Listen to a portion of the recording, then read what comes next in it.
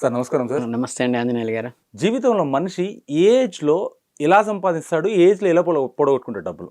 అంటే జీవితం అనేది ఒడుకుదుడుకులతో కూడుకుంటుంది. అవునండి. అంటే దీంట్లో తెలుస్తుంది ఆ విషయం ఏమన్నా? అంటే ఏ ఏజ్లో ఎలా సంపాదిస్తాడు? చెప్పచ్చండి. ఎక్కువ తక్కువ, లేకుంటే రోడ్డు మీద పడడం కానీ, క్లాస్ అవ్వడం కానీ, డబ్బు సంపాదించడం కానీ మన చేతిలో ఉంటుంది. అలాంటిది ఏమైనా జరుగుతుందా? చెప్పచ్చండి. ఇండికేట్ చేయొచ్చు. మీకు ధనరేఖని ఫస్ట్ నిలువుగా ఒక రేఖ చెప్పాను కదా అంతకుముందు మీకు. అంటే ఇక్కడి నుంచి స్టార్ట్ అయ్యి ఇలా పైకి ఒక రేఖ వెళ్తుందని మీకు ఇట్లా స్టార్ట్ అవుతుంది. ఇలా రేఖ అంటే ఇది కొంచెం కిందకి ఇక్కడ ఉంటుంది. ఇది మీకు జీవన రేఖ వచ్చి కొంచెం కిందకి ఇలా వస్తుంది. ఈ పక్కన ఇలా ఉంటుంది అనమాట.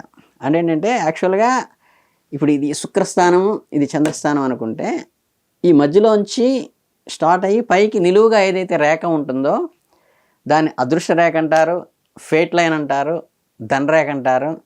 ఏదైనా సరే మన అదృష్టాన్ని కానీ, ధనాన్ని కానీ, లేకపోతే మన యశస్సుని కానీ తెలియచేసేటువంటి రేఖ ఈ నిలువు లైన్. ఈ నిలువు లైన్ ఇప్పుడు మీకు అంతకుముందు జీవన రేఖ చెప్పేటప్పుడు జీవన రేఖలో అబ్స్ట్రక్షన్స్ కానీ ఎక్కడెక్కడ ఏ ఏజ్లో వస్తాయని ఎలా కనుక్కున్నాము, హృదయ రేఖలో డిజాల్వేషన్ వస్తే ఎలా కనుక్కున్నాము, జస్ట్ ఈ అదృష్ట రేఖలో కూడా మనం ఇది కొన్ని ఇప్పుడు మణిబంధన రేఖ ఇందులో వేల మణిబంధన రేఖలు అని ఇట్లా ఉంటాయి, ఇలా ఉంటాయి కదా. ఎవరికైనా సరే ఒక్కొక్కసారి కొంతమందికి ఈ మణిబంధన రేఖలు ఉంటాయి కదా, ఇక్కడి నుంచి స్టార్ట్ అవుతుంది ఇది. అంటే ఈ పాయింట్లో కాకుండా మణిబంధన రేఖ స్టార్టింగ్ నుంచి స్టార్ట్ అయ్యి గ్రోత్ వస్తుంది. వీళ్ళని ఎలా చెప్తామంటే కొంతమంది మన ఫ్యామిలీస్లో మీరు చూస్తుంటారు 18 ఏళ్ళకి 19 ఏళ్ళకి వాళ్ళు ఇంటి బాధ్యతని నెత్తినేసుకుని అక్కడి నుంచి లాక్కొస్తారు. చిన్నతనం నుంచి కూడా రెస్పాన్సిబిలిటీ, ఇంకా చిన్న వయసులో కూడా 12-13 ఏళ్ళ నుంచి కూడా ఆ ఇంటి రెస్పాన్సిబిలిటీలో, ఇన్కమ్లో వీళ్ళు ఇన్వాల్వ్ అయిపోయి దాని బరువుని బాధ్యతని నెత్తినేసుకుని వాళ్ళు లాక్కొస్తుంటారు సారా.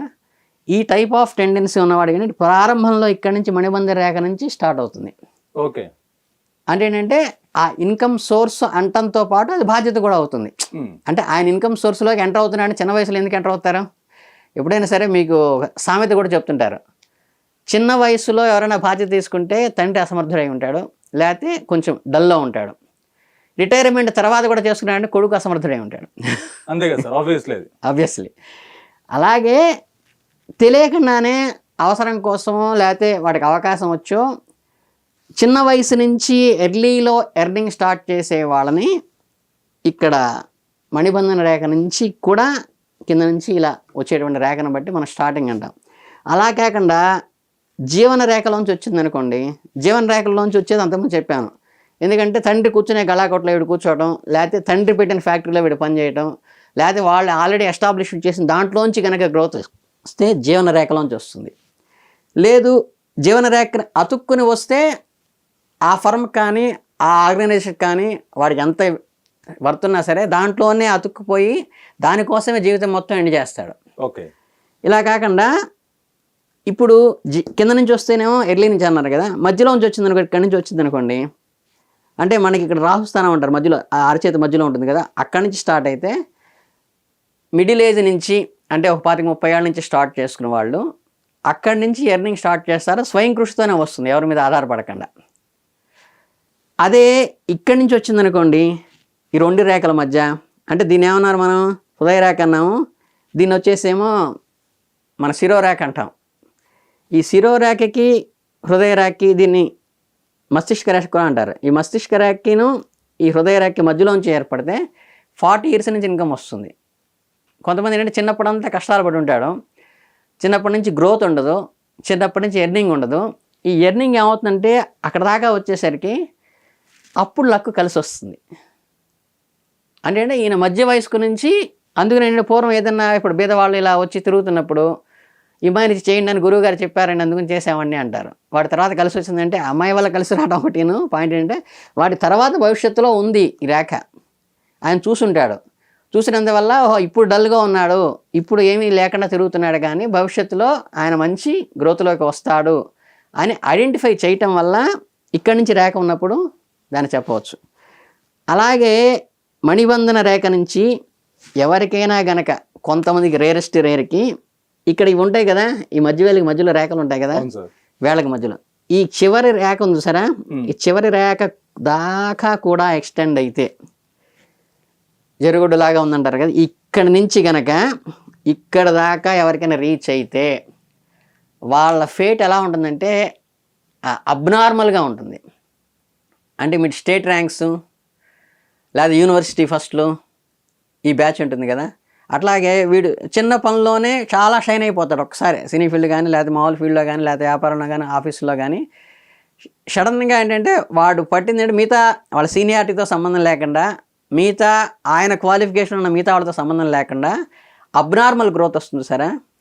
ఎవరికైనా సరే మణిబంధన్ రేఖ నుంచి కనుక ఈ వేలు దాకా కనుక వెళ్తే, ఈ మధ్యలో రేఖ ఈ వేలు కింద కణుపు దగ్గర ఉండేటువంటి గీతని టచ్ చేసిందంటే వాళ్ళని చాలా అబ్నార్మల్గా మనం చేసుకోవచ్చు. ఇంక వాళ్ళ దిగులు ఉండదు, జీవితంలో దేనికి ఆటంకు అడ్డు లేకుండా పైకి ఎదిగిపోయిన అంతే, అక్కడ స్టార్ట్ అవుతుంది. మీకు బ్రహ్మాండంగా చెప్పచ్చు, వాళ్ళ గురించి మొహమాటమే లేదు తప్పనిసరిగా.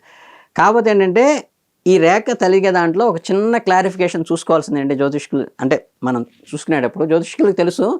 అంటే ఇప్పుడు మా అలాగా ఇప్పుడు యూట్యూబ్ చెప్తున్నప్పుడు వినేసి దాంట్లో నేర్చుకుంటూ ఉంటారు కొంతమంది, అలా చెప్పడానికి వచ్చేవాళ్ళు.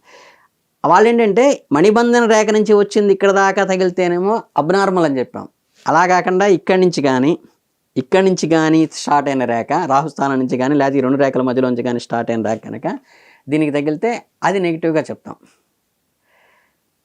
అంటే సెకండ్ నుంచి మధ్యలోంచి వచ్చిన రేఖ కనుక ఈ వేల్లో ఆఖరి కణుపుకి తగిలితే అది పాజిటివ్గా చెప్పకూడదు.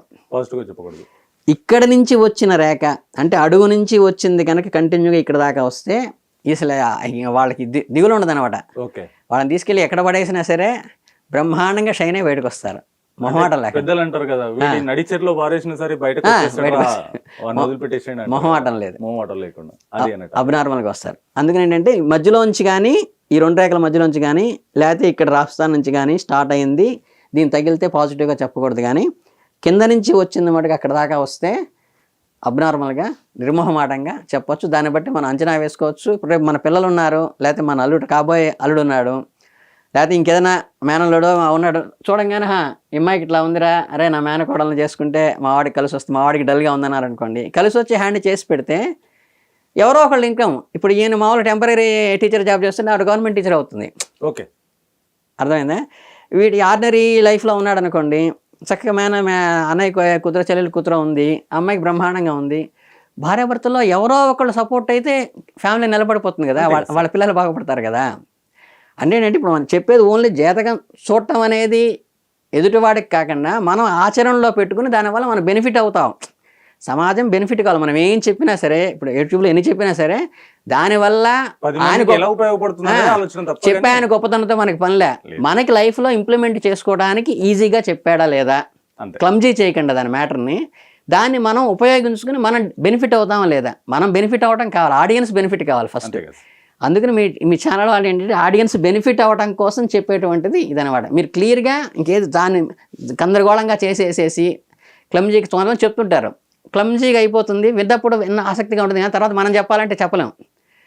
అలా కాదు, మనం చెప్పేది ఇంతే కదా, ఇది చూసుకుంటే సరిపోతుంది వాళ్ళ లైఫ్ స్టైల్, దాన్ని బట్టి మనం సపోర్ట్ చేయొచ్చు. కొడుకుకి కానీ కూతురికి కానీ అంటే 3 పిల్లలు ఉన్నారు, ఎవరికి బాగా సపోర్ట్ చేయాల్సి వస్తుంది, ఎవరికి వెనకేసి పెట్టి వాడికి స్టోర్ చేయాలి, ఎవరికి అక్కర్లేదు తీసుకెళ్ళి అక్కడ పడేస్తే షైన్ అవుతాడు అనే దాన్ని బట్టి చూసుకుని తండ్రి అడ్మిషన్లు చూసుకోవచ్చు, ఆఫీస్లో కూడా అడ్మిషన్లు చూసుకోవచ్చు.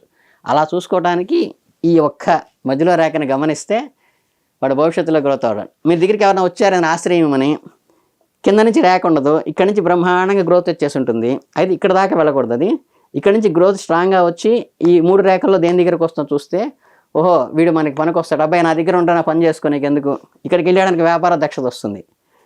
ఇక్కడికి వెళ్ళాడు అనుకోండి మీకు అవన్నీ అధికారం ఇన్ఫ్లుయెన్స్ వస్తుంది. ఇక్కడికి వెళ్ళాడు గురుపరం, ఇవన్నీ కూడా ఇంక కొన్ని రేఖలు ఏంటంటే చీలి ఇట్లా 3కి 3 వెళ్ళినా కానీ చాలా అదృష్టం వస్తుంది. ఒక్క శని రేఖ మీద మాట పాయలుగా 5-6 వెళ్ళకూడదు, ఒక్కో రేఖ ఇటు వెళ్తే బ్రహ్మాండం. దీన్ని బట్టి మనం చూసి చెప్పుకోవచ్చండి. Thank you sir. Thank you అండి.